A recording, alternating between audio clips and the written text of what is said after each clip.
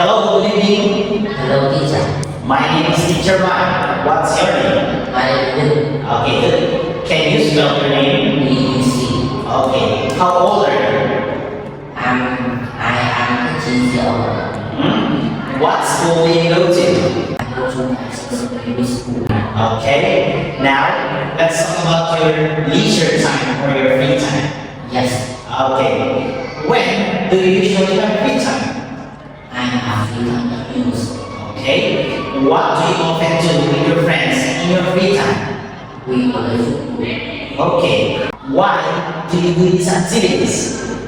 I do these activities because we can use just Okay. Now, let's talk about life in the countryside. yes, teacher. Okay, good.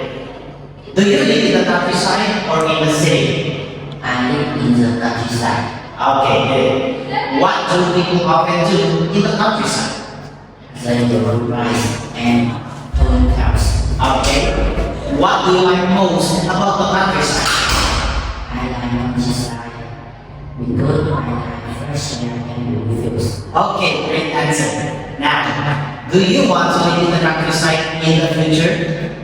Yes, I do. Okay, great answer. That will be all. Thank you and goodbye. Goodbye, teacher.